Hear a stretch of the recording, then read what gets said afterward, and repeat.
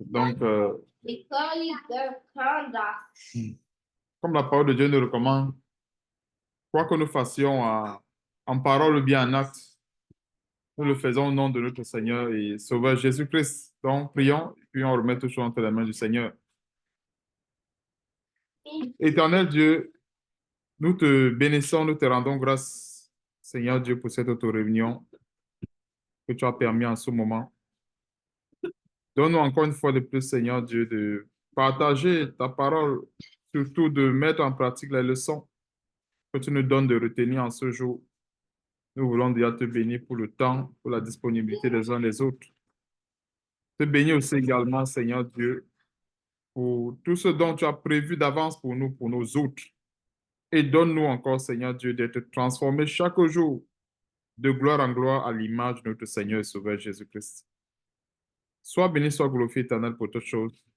Et surtout, c'est dans le nom puissant et merveilleux de notre Seigneur et Sauveur Jésus-Christ que nous t'avons ainsi prié. Amen. Amen, gloire à Dieu. Que Dieu soit encore une fois de plus loué pour toutes choses, pour tout ce qu'il fait pour nous. Donc, nous allons partager un grand thème aujourd'hui qui est le combat contre Amalek. Le combat contre Amalek. Et Amalek, c'est l'image figurative aujourd'hui de tout ce qui nous empêche de vivre pleinement notre grâce en Jésus-Christ. De tout ce qui nous empêche de, euh, de vivre notre vie de chrétien. Donc, Amalek aussi également, c'est l'image de Satan, l'image du diable et tout. Donc, nous savons que dans notre vie de chrétien, du moment où nous avons confessé notre Seigneur et Sauveur Jésus-Christ, nous sommes appelés à combattre Amalek sans cesse. Sans cesse. Donc, il est question que nous comprenons non seulement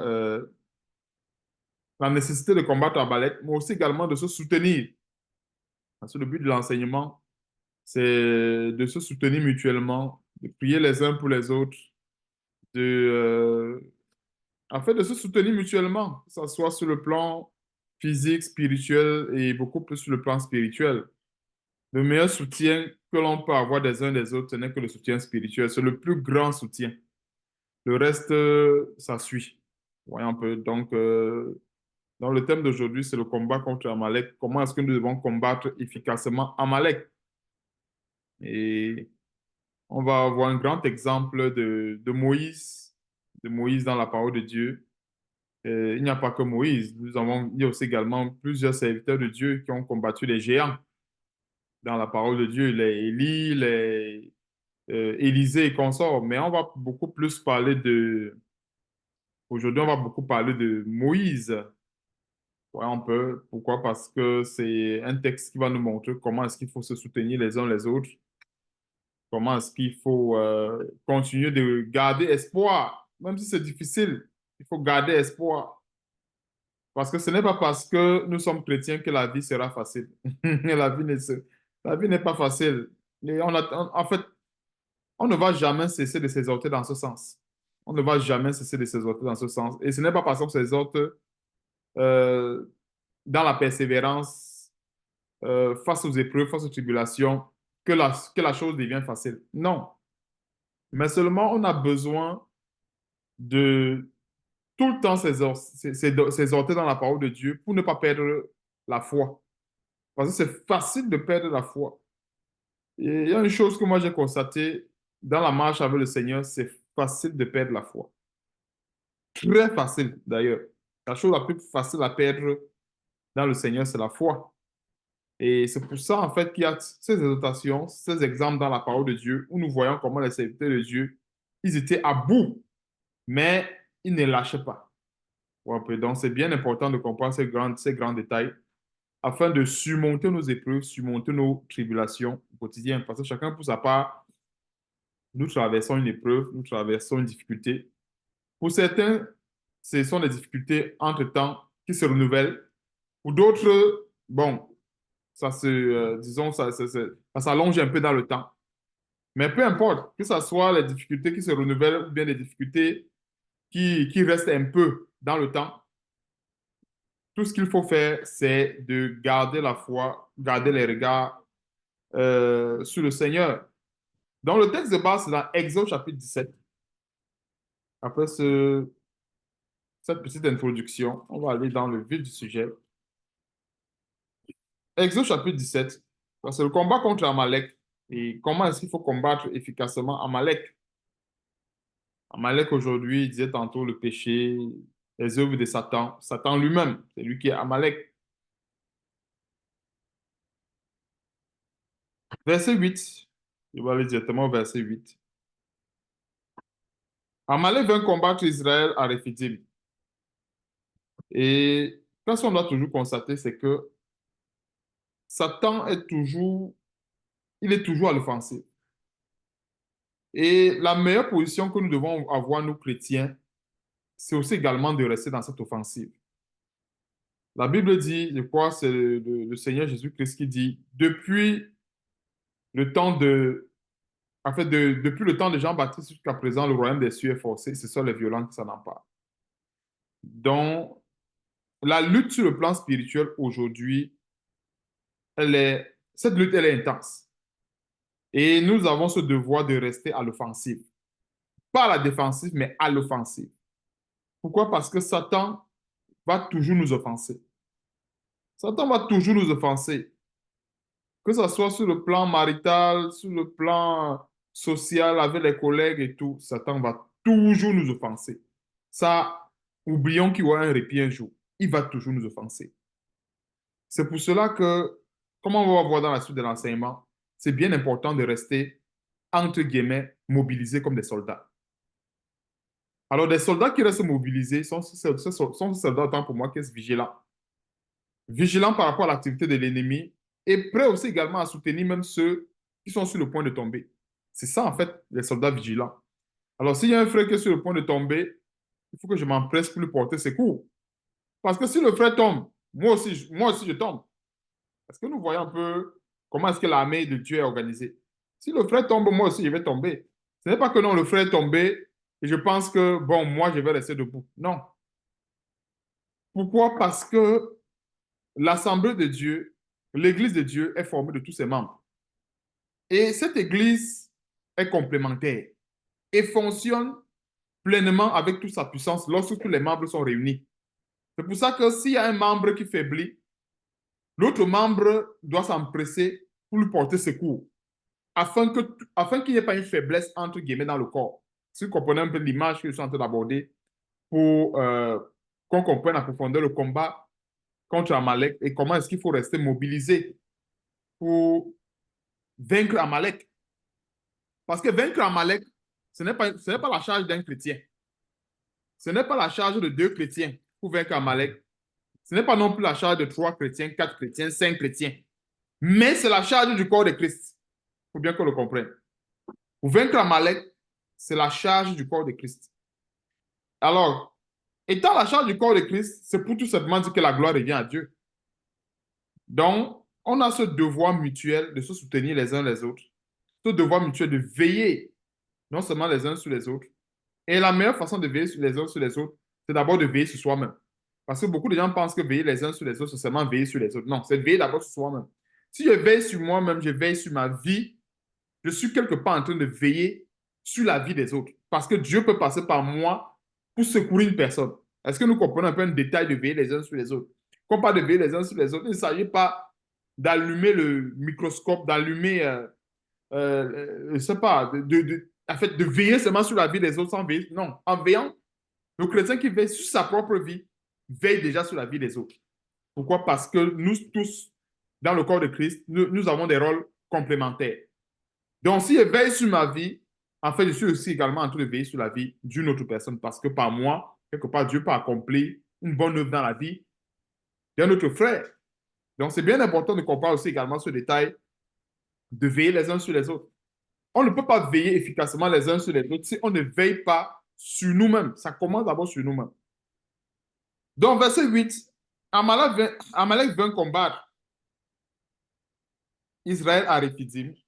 Alors Moïse dit à Josué, choisis-nous des hommes, sors et combat Amalek demain, je me tiendrai sur le sommet de la colline, la verge de Dieu dans ma main. Et quand je parlais tantôt du corps de Christ, comment s'organiser et tout, Moïse avait mandaté Josué de choisir des hommes. Et quand il s'agit de choisir des hommes ici, ce ne sont pas des hommes de par le sexe. Et c'est pour cela que dans la grâce aujourd'hui, selon Galates chapitre 3, si je ne me trompe pas, verset 28, la Bible dit qu'il n'y a plus aujourd'hui ni homme ni femme, mais que nous sommes tous un en Jésus-Christ. C'est pour dire que le combat contre Amalek, ce n'est pas une charge qui est tout simplement... enfin, ce n'est pas seulement le travail des hommes, c'est aussi également le travail des femmes, parce qu'en fait, spirituellement parlant, il n'y a plus de femmes. Donc, combattre Amalek, c'est aussi également une charge, même pour les femmes sur le plan physique, si vous comprenez un peu. Donc, dans l'ancienne alliance, quand il fallait choisir des hommes, c'est tout simplement ce qu'il faut retenir de la substance homme ici, c'est la force, c'est la puissance. Parce que quand il fallait choisir les hommes, en fait, ça faisait appel à la force et à la puissance. Mais aujourd'hui, dans la grâce, le combat, il est spirituel. Donc Dieu, par la vertu du Saint-Esprit, a donné la capacité, que ce soit à l'homme, tout comme à la femme, bien sûr, à combattre l'œuvre de Satan, ou bien à condamner les œuvres des ténèbres. Mais sauf que chacun doit rester à sa place dans son ministère pour pouvoir mieux l'exécuter. Parce qu'il y a certains qui peuvent mal comprendre ce grand détail, il n'y a plus ni homme ni femme. Non, il n'y a plus ni homme ni femme peut tout simplement dire qu'aujourd'hui, la tâche pour combattre Amalek ne revient pas seulement à l'homme, mais cette tâche aussi également revient à la femme, mais sauf qu'elle doit rester dans son cadre ministériel pour pouvoir remplir efficacement cette tâche. Donc, alors Moïse dit à Josué, choisis des hommes. Donc, ça, la parenthèse était mise sur des hommes. Aujourd'hui, dans l'aide de la grâce, il ne s'agit plus de choisir seulement des hommes. C'est ça qu'il disait tantôt. Parce qu'aujourd'hui, il n'y a plus ni homme ni femme. Nous sommes tous un en Jésus-Christ. Donc, avec la grâce, avec le Saint-Esprit qui est en tout le monde, il ne s'agit pas seulement de choisir des hommes, mais il s'agit de choisir, en fait, des chrétiens intègres. Chrétiens, chrétiennes intègres pour l'œuvre de Dieu. Donc, voilà un peu comment est-ce qu'on peut comprendre, bien comment est-ce qu'on peut contextualiser le verset. Maintenant, sortir. Il y a le premier détail, c'est choisir des hommes. Il s'agit des chrétiens intègres, chrétiens, chrétiennes pareil, intègres. Maintenant, quand il s'agit de sortir, c'est pour nous faire comprendre ceci, un grand détail, parce qu'il y a la plupart des chrétiens qui aiment combattre, qui s'empressent même d'ailleurs pour combattre, mais qui n'ont pas encore rompu le cordon ombilical, spirituellement parlant, bien sûr, avec Satan. Mais comment est-ce qu'on peut combattre efficacement un ennemi lorsqu'on est avec lui? Nous tous, on sait que c'est la blague. Je ne peux pas combattre Satan alors que je le sais quelque part. C'est pour cela, c'est ça, c'est là où en fait intervient le dépouillement. Parce que le dépouillement dans la foi chrétienne a pour but de couper spirituellement parlant le cordon ombilical, autant pour moi, qui nous lie à Satan. Parce que lorsque nous coupons tout ce qui nous lie à Satan, alors on peut le combattre efficacement. Donc, il ne suffit pas seulement d'être chrétien, d'avoir reçu Jésus-Christ pour dire que non, il faut combattre. Mais il faut d'abord sortir de Babylone. Il faut sortir de chez Satan. Quand on dit sortir de chez Satan, c'est spirituellement parlant. Et ce sont des efforts progressifs. Ce que je suis en train de parler, ce ne sont pas des efforts ponctuels. Si je dis que ce sont des efforts ponctuels, ça veut dire qu'en fait, ça c'est très faux. Ils sont en train de limiter l'enseignement. Ce sont des efforts progressifs que nous fournissons. C'est pour dire en fait que pour combattre efficacement Satan, on a besoin de sortir progressivement de ces domaines. Parce qu'il y a des chrétiens qui vont encore être attachés à telle chose du diable. C'est clair que par rapport à cette chose-là, ils ont un lien avec Satan. Et ils ne peuvent pas efficacement combattre Satan s'ils ne se sont pas débarrassés de telle ou telle chose. C'est pour ça que l'apôtre Paul pouvait recommander à Timothée ceci, fuis les passions de la jeunesse. Alors, Satan se cache dans les passions de la jeunesse. Il savait bien que Timothée, en tant que ministre de Christ, ne pouvait pas combattre efficacement Amalek s'il restait attaché aux passions de la jeunesse. L'apôtre Paul le savait clairement, c'est bien évident. Alors, pour donner cette force-là à Timothée, pour donner ce pouvoir, cette puissance à Timothée, il a donné cette recommandation à Timothée, à savoir, fuir les passions de la jeunesse. Parce que en suivant les passions de la jeunesse, il ne pouvait pas avoir la force pour combattre le péché, mais pour combattre Amalek. Donc, voilà un peu des détails que qu'on doit associer pour mieux comprendre, mais pour mieux combattre Amalek au quotidien. Je dis ça pourquoi? Parce que la plupart des chrétiens aujourd'hui et la plupart des enseignements de ces faux pasteurs, quand ils passent le temps à enseigner, si on va même sur Internet, on va toujours voir, il y a plein d'enseignements sur le combat spirituel. On va bombarder les sommes, bombarder les trucs de prière, bombarder les ceci, bon. Mais ça ne donne rien. Si le chrétien ne s'efforce pas à sortir de Babylone, son combat est nul. Son combat est nul. C'est pour cela que Moïse a donné cette recommandation à Josué. Choisis des hommes, sors et combat. Et sortir ici veut dire sortir de son sommeil, sortir de son confort pour aller combattre. Parce que sortir là, en fait, c'est exposer sa vie. Hein. Et imaginons, dans l'ancienne alliance, je suis en train de penser à ça dans la dernière fois, que dans l'ancienne alliance, imaginons comment nous sommes assis ici, en train d'écouter la parole de Dieu. Nous sommes en train de combattre Amalek pendant que nous sommes assis ici en train d'écouter la parole de Dieu. Pourquoi nous sommes en train de combattre Amalek en écoutant la parole de Dieu? Parce que la volonté de Satan, c'est qu'on n'écoute pas la parole de Dieu. C'est qu'on ne la médite pas. Voilà sa volonté. Et lorsque nous l'écoutons, lorsque nous méditons la parole de Dieu, nous sommes en train de combattre Amalek. Parce que nous voyons un détail. C'est-à-dire qu'on n'a pas besoin forcément d'être dans une prière intense pour comprendre qu'on combat Amalek. Non, même en écoutant la parole de Dieu. Et pour ceux qui ont été déjà, pour ceux qui ont déjà été frappés par l'assouplissement spirituel, peuvent mieux comprendre ce que je dis. Parce que quand quelqu'un a été frappé par l'assouplissement spirituel, il a même la paresse d'ouvrir sa Bible. Ça veut dire qu'à ce moment-là, c'est Amalek qui est en train de le combattre comme cela. Parce qu'il est, c'est-à-dire, il veut même ouvrir sa Bible, le corps pèse. Enfin, il ne veut pas lire, il ne veut pas méditer, il ne veut rien entendre la parole de Dieu. C'est parce qu'Amalek est en train de le combattre. Donc, c'est pour ça que je disais tantôt qu'en fait, combattre aujourd'hui Amalek, on le combat avec tous les armes, même en écoutant la parole de Dieu, en la mettant en pratique, nous sommes en train de combattre Amalek. Et comme je disais tantôt, c'est bien important de sortir. Et sortir ici, en fait, ça intègre ce que j'ai appelé tantôt le dépouillement. Nous devons intégrer cela dans notre marche chrétienne. Chrétienne autant pour moi. Si on n'intègre pas le dépouillement, en fait, le combat sera en vain. Ça va être comme si on est toujours amis avec Satan, mais on veut le combattre. Ça ne change rien. Donc maintenant sort la dernière recommandation maintenant, c'est combat Amalek. Demain, je me tiendrai sur le sommet de la colline, la verge de Dieu dans ma main. Et ça, c'est une très bonne organisation, comme on va voir par la suite. Et c'est ça que je disais tantôt, c'est comme ça que le corps de Christ devrait fonctionner et doit normalement fonctionner. Pourquoi? Parce que le combat contre Amalek, comme je disais tantôt, ce n'est pas la charge d'un chrétien. Ce n'est pas la charge de deux chrétiens. Ce n'est pas le travail de trois chrétiens, 4, 5, 6, 7, 10, 100 chrétiens, mais c'est la charge de tout le corps de Christ. C'est pour cela que quand il faut combattre Amalek, tous les chrétiens doivent se lever pour apporter chacun une pierre à l'édifice afin qu'on puisse combattre efficacement Amalek. Comment on va voir par la suite? Verset 10. Josué fit ce que lui avait dit Moïse pour combattre Amalek. Et c'est ça. Pour combattre Amalek, déjà, il faut obéir aux instructions du conducteur. Moïse, ici, dans la scène alliance, était lui le conducteur. Toutes les instructions qu'il a laissées à Josué, Josué il a obéi à la lettre. Et c'est pour cela qu'en fait, dans la parole de Dieu, avec l'ordre que Dieu a donné dans l'Église, il a bien prévu qu'il y ait des personnes, il a bien prévu qu'il y ait des personnes qui enseignent qu'il faut obéir à cette parole. Et en obéissant à cette parole, c'est comme ça que Dieu nous bénit davantage. Comment on va par la suite encore? Josué fit ce que lui avait dit Moïse pour combattre Amalek. Et Moïse, Aaron et Hur montaient au sommet de la colline. Donc, il ne s'agit pas ici, quand je parlais tantôt du combat qui concerne le corps de Christ, Moïse n'est pas monté seul. Aaron et Hur sont aussi également montés au sommet de la colline. Le sommet de la colline ici, ça représente quoi? L'assemblée de Dieu. La vraie église de Dieu ici, c'est le sommet de la colline. Pas ce sommet de la colline des faux pasteurs, ils vont commettre l'impudicité et autres. J'avais vécu une histoire comme ça. Et la plupart de ces faux pasteurs, ils aiment bien l'histoire des Anciens Testaments.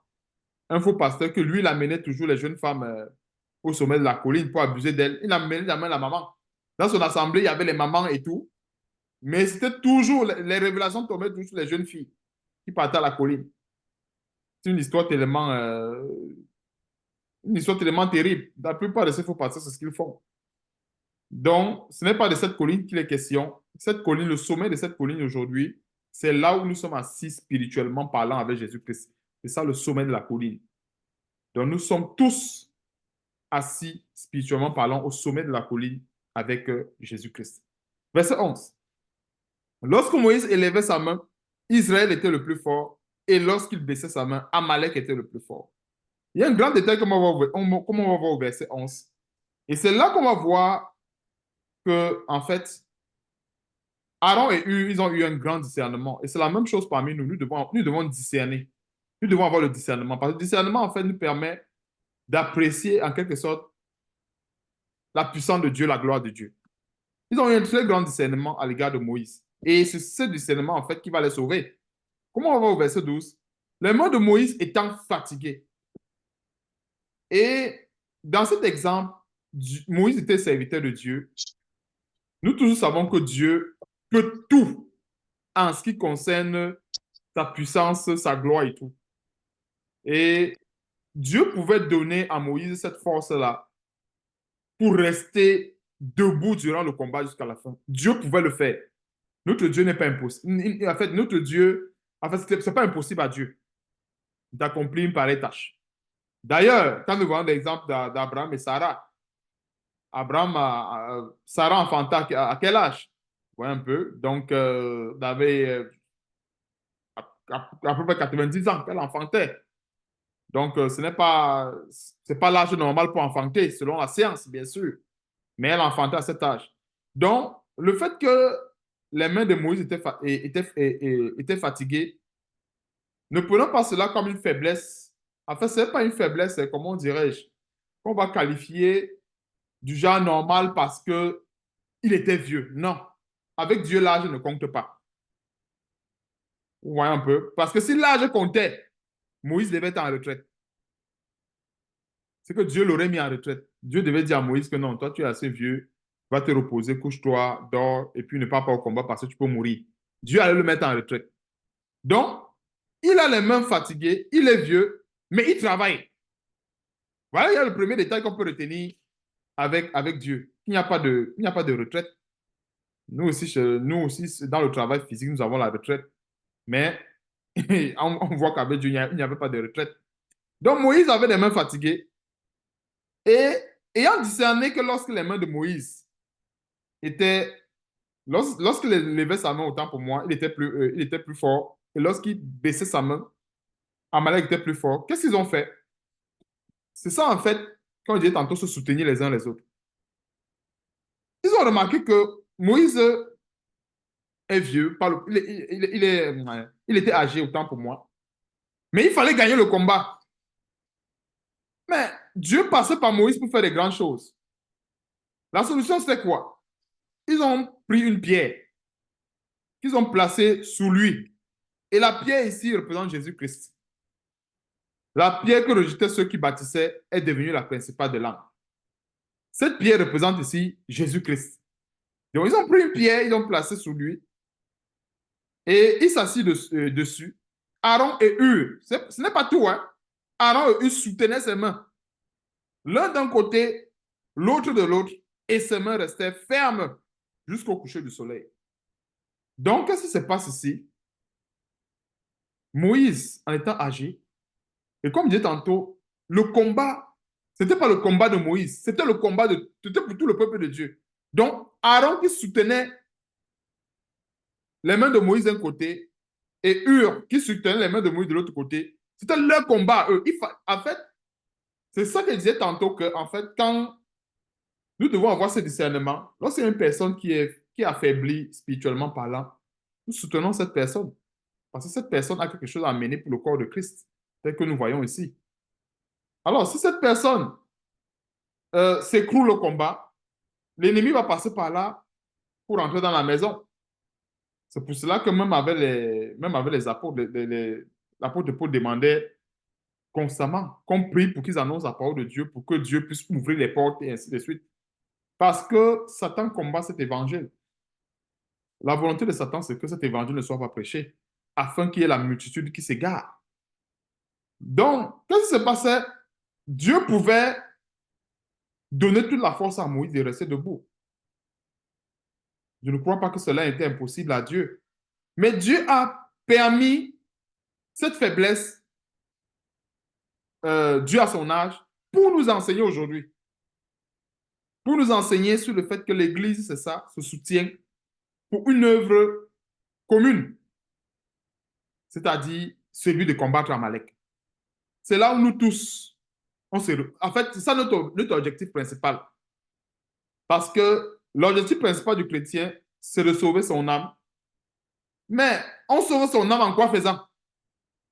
En combattant Amalek. On ne peut pas sauver son âme sans combattre Amalek, ça c'est sûr. C'est impossible. Ce n'est pas pour rien que même pour venir à Christ, il a fallu qu'on confesse nos péchés, il a fallu qu'on quitte du camp de Satan, il a fallu qu'on réunisse Satan pour venir à Jésus-Christ.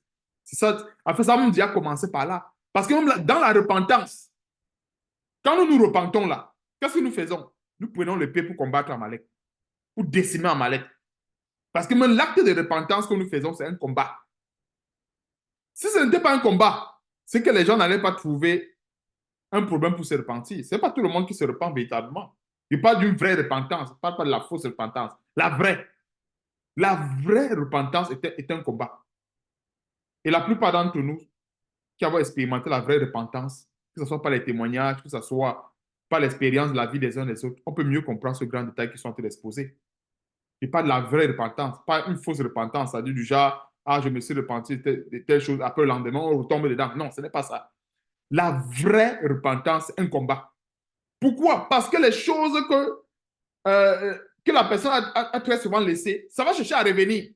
Et si cette personne ne combat pas cela, elle va se laisser finalement vaincre par ces choses.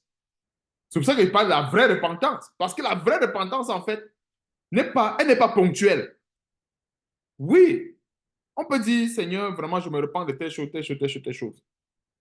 Oui, c'est bien. Dieu va nous pardonner. Mais sachons que de temps en temps, Satan va revenir nous éprouver avec les mêmes choses qu'on a régné hier. Et c'est à ce moment qu'il faut réaffirmer sa position. Fais comprendre à Satan que la position que j'avais hier, là, ça n'a pas changé. Je continue. En fait, je garde cette même position. C'est ça la fermeté. Et c'est ça qu'il appelle la vraie repentance. Parce qu'en fait, la fausse repentance, c'est aussi également celle-là que nous faisons aujourd'hui. Et le lendemain, bon, on retourne. Après, on retombe, on retourne, on retombe. Dans la véritable repentance, il y a une notion de constance qui accompagne cela. C'est pour ça que je disais tantôt que même dans la vraie repentance, nous voyons le combat contre Amalek. Et ce n'est pas facile. La fausse repentance, telle que nous le voyons, il y a quoi de difficile? Quelqu'un qui vient dire, oh, vraiment, vraiment, je me repens de telle chose, telle chose, telle chose. Le lendemain, il refait plus. Ça veut dire que ça veut dire qu'Amalek l'a gagné. Pourquoi? Parce que quand nous nous repentons, Satan est au courant. Il sait qu'on s'est repenti. Il sait que ah, toi, tu dis que tu vas laisser telle chose. Tu vas laisser la fornication, tu vas laisser l'adultère et tout. OK. Le lendemain même, ou bien même la même soirée, il peut nous tenter. Et c'est à ce moment que nous devons faire comprendre à Satan que non, avec l'épée de la parole de Dieu, on doit utiliser cette épée pour dire que j'ai décidé que je suis la volonté de Dieu. Et toi, esprit de fornication, tu n'as pas de place dans ma vie au nom de Jésus-Christ et nous. Et c'est comme ça qu'en fait, on affirme notre position. On réitère notre position en Jésus-Christ. Mais si à ce moment-là, on dit à Satan, OK, bon, tu as quand même raison, la chair est faible. C'est vrai, je me suis repenti, mais bon, ici, je comprends que je suis faible. Et voilà la compromission, en quelque sorte. Donc, c'est bien important de comprendre ceci. Le combat contre Amalek, c'est le combat, en fait, c'est la responsabilité de l'Église. Raison pour laquelle nous voyons la position d'Aaron, de Hur, qui soutient Moïse. Est-ce que Moïse, est-ce que Dieu ne pouvait pas, la question qu'il faut se poser, est-ce que Dieu ne pouvait pas donner la force à Moïse de rester debout et qui gagne le combat? Dieu pouvait le faire. Mais encore une fois de plus, l'Église du Seigneur, tout ce que nous avons reçu de la part du Seigneur, c'est pour le corps de Christ. Et c'est bien important quand nous voyons ces grands détails se manifestaient ici. C'est pour ça que la Bible dit que tout ce qui a été fait dans l'Ancienne Alliance, en fait, c'était l'ombre des choses à venir. Donc, la réalité que nous voyons aujourd'hui dans la grâce, quand nous voyons comment est-ce que Dieu a appelé les uns comme apôtres, appelé les autres comme prophètes, pour l'édification du corps de Christ, c'est parce qu'il y avait ce détail que nous voyons ici avec Aaron et Hur. Donc, Aaron qui soutenait le bras de Moïse d'un côté, Hur qui soutenait le bras de Moïse de l'autre côté, ils sont en train d'accomplir le ministère. Donc, il y a des grandes leçons à retenir, euh, à retenir dans cette histoire du combat avec Amalek. Dans verset 13, et Josué vainquit Amalek et son peuple au tranchant de l'épée. Verset 14, l'Éternel dit à Moïse, écris cela dans le livre pour que le souvenir s'en conserve. Nous voyons que le souvenir a été bien conservé parce que voilà que par la grâce de Dieu, nous sommes en train de nous édifier avec cette histoire d'Amalek aujourd'hui. Et en général, quand quelque chose est d'une importance capitale, Dieu demande que le souvenir, en fait, Dieu demande toujours, en fait, que le souvenir, que ça soit écrit. Et c'est pour ça que nous avons, en fait, ce souvenir d'Amalek aujourd'hui, pour nous rappeler que le combat contre Satan et ses œuvres, c'est un combat qui est perpétuel. Et ce n'est pas la responsabilité d'une personne. Ce n'est pas seulement la responsabilité d'un chrétien, ou de deux chrétiens, ou de trois chrétiens. Mais c'est la responsabilité de tout le corps de Christ. En fait, de tout le corps de Christ qui doit combattre Amalek. C'est pour ça que la Bible dit dans Éphésiens chapitre 5, verset 11. Et ne prenez point part aux œuvres infructueuses des ténèbres. Qui ne doit pas prendre part aux œuvres infructueuses des ténèbres? Est-ce que c'est un chrétien et l'autre chrétien doit dire que, oh, moi, je n'ai rien moi, je ne veux pas dénoncer les gens, je ne veux pas écorcher. Non. Et ne prenez point part. C'est la responsabilité de tout chrétien de ne pas prendre part aux œuvres infructueuses des ténèbres. Et le chrétien qui ne prend pas part aux œuvres infructueuses des ténèbres, il est en train de combattre Amalek. Celui qui condamne les œuvres des ténèbres combat Amalek. Voilà la révélation.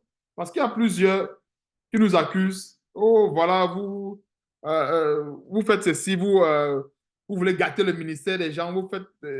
Donc, d'autres disent que c'est le commérage. Non, c'est le combat contre Amalek. Quand on combat les œuvres des ténèbres, quand on dénonce les œuvres des ténèbres, c'est parce que nous combattons Amalek.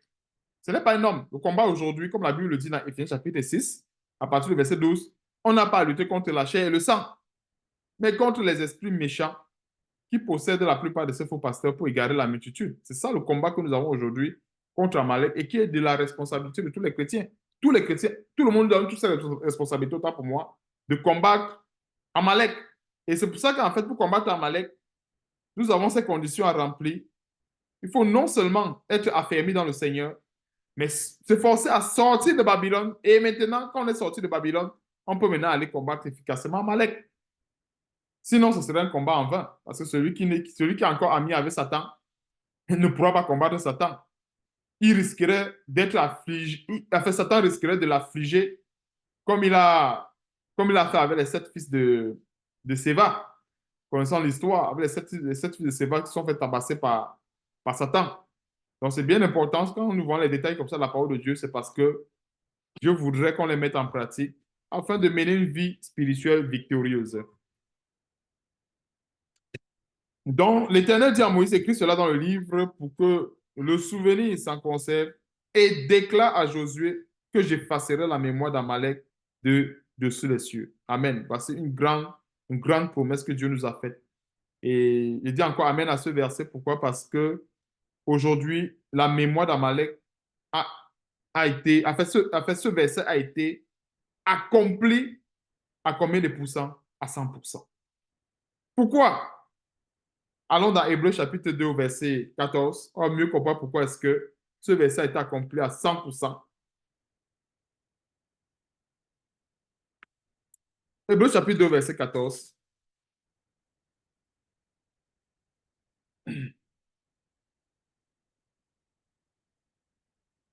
Parce que la parole de Dieu nous fait comprendre ici que Dieu a déclaré ceci à Moïse.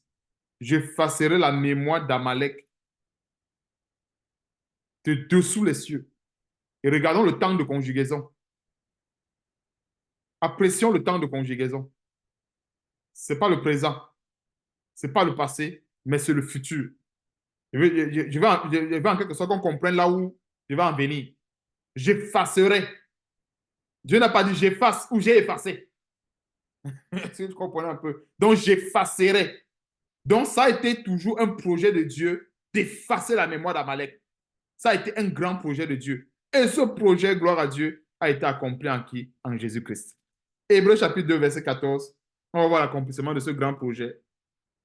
Ainsi donc, puisque les enfants participent au sang et à la chair, il y a également participé lui-même, afin que par la mort, il anéantit. Maintenant, quand l'apôtre Paul donne l'épître de Paul aux Hébreux, regardons le temps, c'est au passé maintenant, il anéantit celui qui a la puissance de la mort, c'est-à-dire le diable. Ce n'est plus le futur, ce n'est plus le présent, mais c'est le passé maintenant. Parce que c'est sur la croix que tout s'est passé. Quand le Seigneur disait sur la croix, tout est accompli, c'était y compris cette parole.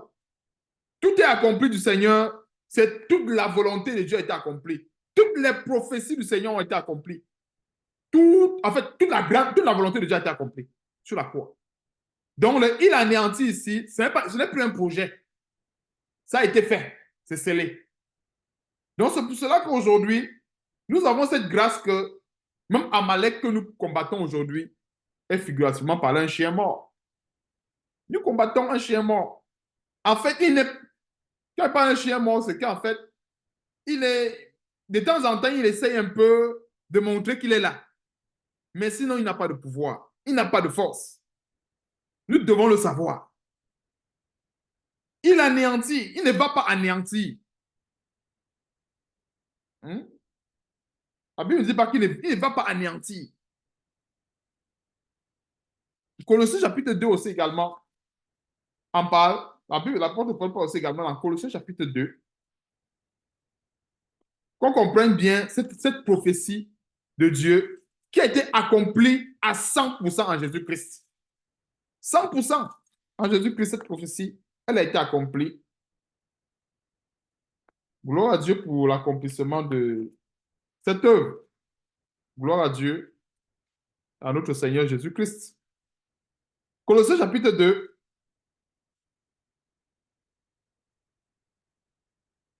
à partir du verset 12. Rendez grâce au Père qui vous a rendu capable. Qui vous a rendu capable. Donc, sans Jésus-Christ, on était incapable. Colossiens chapitre... Non, je suis à... Non, j'étais à Colossiens chapitre 1, excusez-moi. Donc, Colossiens chapitre 2, verset 14.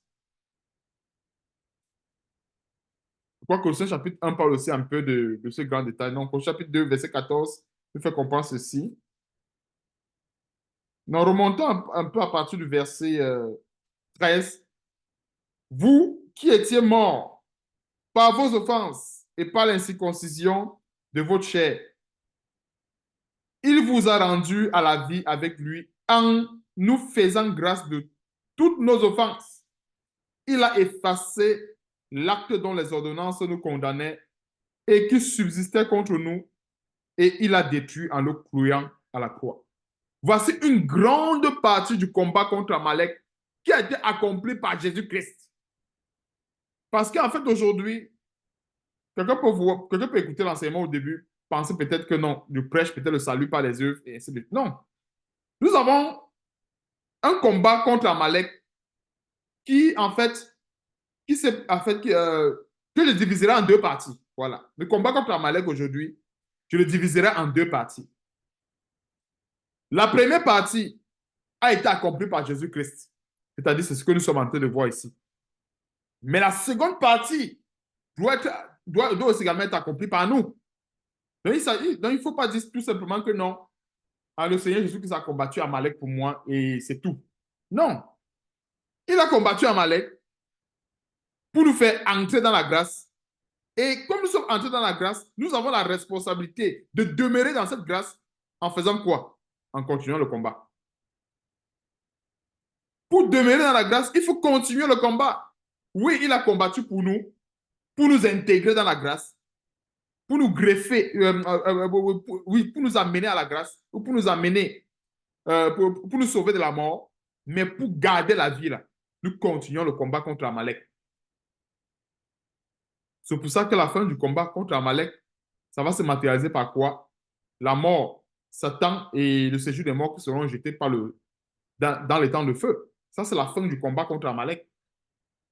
La fin proprement dit, c'est-à-dire que c'est quand Satan, ses anges déchus, et la mort et le séjour des morts sera jeté dans les temps de feu, que le combat normalement contre Amalek sera achevé. Mais comprenons que, spirituellement parlant, Amalek que nous combattons aujourd'hui, en fait, il est déjà mort. Un peu. Spirituellement parlant, il n'a pas de force, il n'a pas de puissance, il n'a rien. Donc, quelque part, Dieu permet qu'on continue de combattre Amalek. C'est question de nous fortifier. Hein? C'est question de nous fortifier. Parce que quand Dieu a dit que j'effacerai la mémoire d'Amalek, c'est une façon de dire en fait que Dieu, par cette parole, avait prévu anéantir toute la force d'Amalek, anéantir toute sa puissance, anéantir tout son potentiel. Et son potentiel a été anéanti. Donc, verset 14, il a effacé l'acte dont les ordonnances nous condamnaient et qui subissait contre nous, et il a détruit en le clouant à la croix. Il a dépouillé les dominations, ici, là, c'est toujours Amalek. Il a dépouillé les dominations et les autorités et les a livrées publiquement en spectacle en triomphant d'elles par la croix. Et on voit comment est-ce que la mémoire d'Amalek a été effacée en Jésus-Christ. Il y a beaucoup de versets. Il y a encore Ésaïe 54. Et c'est un très grand verset sur lequel normalement on peut s'appuyer pour réclamer la guérison. Un très grand verset. Ésaïe 54. Non, 53. Excusez-moi, Ésaïe 53. À partir de,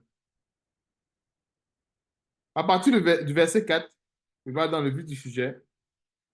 Cependant, ce sont nos souffrances qu'il a portées, c'est de nos douleurs qu'il s'est chargé, et nous l'avons considéré comme puni, frappé de Dieu et humilié. Verset 5. Mais il était blessé pour nos péchés, brisé pour nos iniquités. Le châtiment qui nous donne la paix, c'est pour cela qu'au nom de Jésus-Christ, nous pouvons dire que nous avons la paix parce que le Seigneur Jésus-Christ a fait sur la croix pour nous. Satan ne peut plus voler notre paix. Pourquoi? Parce que le verset 5 nous fait comprendre ceci. Le châtiment qui nous donne la paix est tombé sur lui. Est-ce que nous voyons un peu? Le châtiment qui nous donne la paix. Parce qu'en fait, la paix de Christ là, que nous sommes censés avoir aujourd'hui, nous a été donnée sur la croix. Cette œuvre a été accomplie sur la croix afin que nous ayons la paix de Christ. Ce n'est pas pour rien que lorsqu'il était ressuscité, il a souhaité la paix à ses disciples. La véritable paix que le Seigneur Jésus-Christ donne. La paix avec les épreuves, la paix avec les tribulations. Parce que le monde, en fait, donne la paix, Satan donne la paix avec la séduction. Voilà ce qu'il voulait dire. Satan donne la paix avec la séduction. Satan donne la paix avec le péché. Mais Jésus-Christ donne la paix avec la crainte de Dieu. Il donne la paix avec les persécutions. Il donne la paix avec les tribulations. Voilà la vraie paix que Jésus-Christ donne. Parce que vraie paix que Jésus-Christ donne égale à quoi? Épreuve, persécution, tribulation, plus joie. Donc, c'est l'association des deux là. Donc, quand la Bible dit soyez toujours joyeux, ce n'est pas la joie du monde, c'est la joie dans les épreuves, la joie dans la souffrance, entre guillemets, la joie dans les persécutions. Est-ce que nous voyons un peu la vraie paix que Jésus-Christ donne versus la fausse paix que Satan donne, c'est-à-dire la paix avec la rébellion, la paix avec le péché, la paix avec la séduction. Ça, c'est égal à quoi? Fausse paix. Mais nous avons la vraie paix. C'est pour cela qu'il est écrit dans Romains chapitre 8. Je crois que c'est l'apôtre Paul qui s'adressait aux Romains. Est-ce que ça avait été la mort? Ça avait les tribulations? Ça avait l'angoisse? Qu'est-ce qui va nous séparer de l'amour de Dieu qui a été manifesté en Jésus-Christ? Nous avons la réponse, rien. Pourquoi? Parce que dans toutes ces choses, comme les apôtres le disaient, nous sommes toujours plus que vainqueurs. Les apôtres disaient ceci, persécutés mais non abandonnés. Ils étaient devenus comme les balayeurs du monde. Ils étaient battus, mais pas mis à mort. Donc, ils ont tous souffert pour Jésus-Christ. Mais ils n'ont jamais été réduits à l'extrémité. C'est-à-dire que dans ces épreuves, Dieu a toujours été glorifié. Même en prison, avec, on voit l'histoire de Paul et Silas, ils étaient en prison. Même, même les liens de la prison n'ont pas pu les retenir captifs. On voit bien que la prison, les liens de la prison ont été brisés. Quand ils ont loué le Seigneur, ils ont chanté des cantiques. Donc, c'est en quelque sorte les détails qu'on peut voir avec euh, la véritable paix que le Seigneur Jésus-Christ nous donne et comprendre en quelque sorte que voilà un peu comment est-ce que Dieu a effacé la mémoire d'Amalek. Mais comme je disais tantôt, effacer la mémoire d'une personne ne veut pas dire que non, il n'existe plus. Satan il continue de rôder comme un lion rugissant. Mais en fait, pour nous, nous savons qu'il est mort. Est-ce que nous comprenons? Nous savons qu'il est inexistant. C'est-à-dire qu'il continue à accomplir son ministère de séduction, mais pour nous, nous savons qu'il est inexistant. Sa place ne compte pas. Et nous devons être conscients de cela afin de mener le combat, un combat efficace contre Amalek. Parce que des fois, la plupart des chrétiens se laissent vaincre dans les épreuves, dans les tribulations, parce qu'ils ignorent ces détails. Et plusieurs n'ignorent pas ces détails parce qu'ils ne connaissent pas. Des fois, on a besoin de se réveiller. Et je vais vous dire un truc. En général, dans les épreuves, quand ils sont tellement affligés, il y a comme un sommeil, il y a comme un sommeil spirituel qui nous accable. Et je vous assure, les épreuves intenses apportent le sommeil. C'est-à-dire que si à un moment donné, on ne se fait pas violence, on prend la parole de Dieu, on se met à lire, on médite dessus, on va dormir. Je dis ça pourquoi? Parce que généralement, dans les épreuves, je prends peut-être l'exemple d'une personne qui vient de perdre son boulot, qui qui avait une situation maritale difficile et où vraiment les études, ça ne marche pas et tout, où tout ce que la personne fait, il y a toujours l'échec, échec. Si la personne ne rentre pas vraiment dans la parole de Dieu pour rechercher en profondeur la volonté de Dieu, elle peut s'assoupir. Elle peut s'assoupir. Pas parce qu'elle ne connaît pas les Écritures, pas parce qu'elle n'a jamais lu la parole de Dieu, parce qu'à ce moment, son âme a soif de se souvenir de la parole de Dieu. Parce qu'en fait, ce qui se passe, c'est que les tribulations, les épreuves, quand nous sommes dans cette tribulation, nous devons nous nourrir beaucoup plus de la parole de Dieu. En fait, nous sommes dans un mode, euh, s'il faut que j'utilise le jargon des hommes, en fait, nous sommes dans un mode, en fait, notre âme à ce moment, nous avons un peu l'âme desséchée. Vous comprenez un peu? Nous avons l'âme desséchée quand nous sommes dans les épreuves. Ceux qui traversent vraiment des difficultés, on peut avoir l'impression qu'à un moment donné, on étouffe. C'est-à-dire l'âme est desséchée. L'âme est... On a l'impression, c'est pour ça qu'en fait, en ce moment, l'esprit du suicide arrive. Parce qu'en ce moment, on perd le goût de vivre. Parce que l'âme est... C'est comme... Euh, spirituellement, par comment il doit dire. C'est-à-dire, nous voyons un peu l'image d'un vêtement qu'on a tellement pressé, qu'il n'a même plus une goutte d'eau. C'est un peu comme ça que l'âme de cette personne se trouve desséchée. Mais si cette personne reste comme ça, sans se nourrir de la parole de Dieu, son âme va continuer de se dessécher davantage. C'est pour ça qu'avec la parole de Dieu, comme la parole de Dieu, c'est l'eau, cette parole-là va apporter de la substance à son âme. Et c'est comme ça qu'elle va reprendre vie doucement, doucement, doucement, doucement. C'est pour ça qu'on ne doit jamais, jamais s'éloigner de la parole de Dieu. Pourquoi? Parce que le combat contre Amalek, tel que nous sommes en train de voir, c'est quelque chose de perpétuel. Aujourd'hui, nous avons partagé l'enseignement là-dessus. Demain, certainement, on va encore le repartager, mais si peut-être on le repartage, si Dieu le permet qu'on le repartage encore peut-être demain, on va peut-être, Dieu peut-être va nous révéler un autre détail qu'on n'a pas peut-être vu aujourd'hui, ainsi de suite. Et c'est ça l'évangile. C'est toujours des détails et des détails. Pourquoi? Parce que le combat spirituel, bien avec Amalek, c'est aussi également diversifié. Pourquoi? Parce qu'on peut être combattu. Il y a des chrétiens peut-être qui vont avoir l'intelligence renouvelée, bien assez renouvelée, en ce qui concerne le combat, peut-être au milieu de la famille. Comme nous, en général, quand c'est l'extérieur qui nous combat, nous savons tous que c'est évident. Ou en tout cas, quelqu'un qui ne connaît pas Dieu nous combat, nous insulte. Bon, on comprend que c'est parce que la personne ne connaît pas Dieu. Mais imaginons maintenant quand l'épreuve vient de l'intérieur. Quand c'est un frère avec qui nous partageons la parole de Dieu, ce n'est plus pareil. Parce que la plupart des frères qui ont été déçus par d'autres frères, sœurs, c'est pas pareil. L'âme n'est pas desséchée. Euh, ce n'est pas pareil. À ce moment, on a besoin de beaucoup de paroles pour pouvoir reprendre le souffle. Parce qu'à un moment donné, dans les épreuves, on perd le souffle. On a l'impression qu'on étouffe. On a l'impression qu'on est asphyxié. Mais quand on reprend courage avec la parole de Dieu, on rentre dans la parole de Dieu, cette parole nous redonne le courage, nous redonne la force de continuer le combat. Donc, c'est ça, en fait, le but de cet enseignement. Donc, on peut être fatigué. La fatigue de Moïse ici, qui était liée à l'âge, pour nous peut-être, ou bien pour un chrétien X, ça va être lié à quoi? Aux circonstances difficiles qu'il traverse dans son foyer. Est-ce que nous voyons un peu? Pour Moïse, c'était lié à l'âge.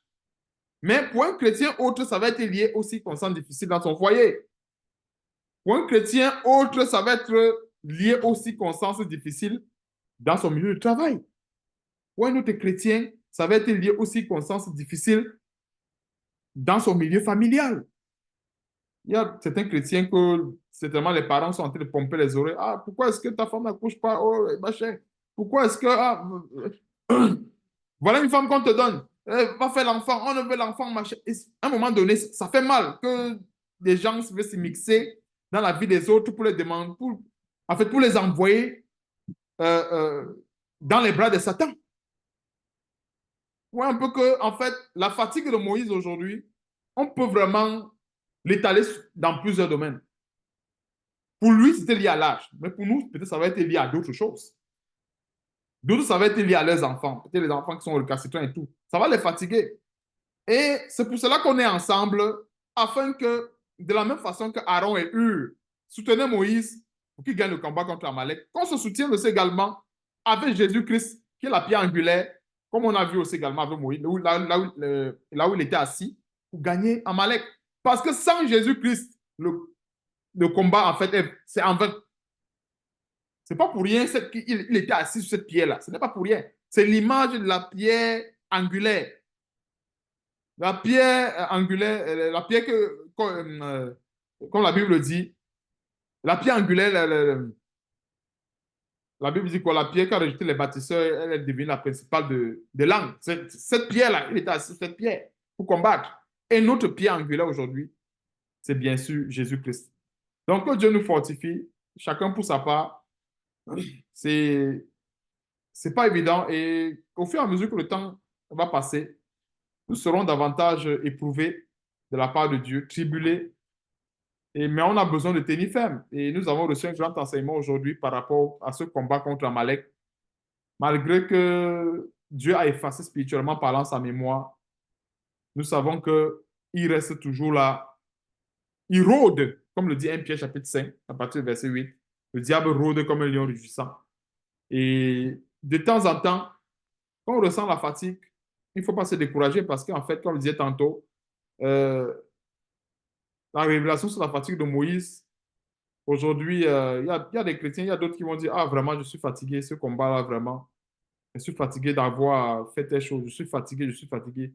C'est normal parce que, euh, comme je disais tantôt, quand quelqu'un cherche à puiser euh, dans ses petites forces, à un moment donné, la personne n'a plus rien.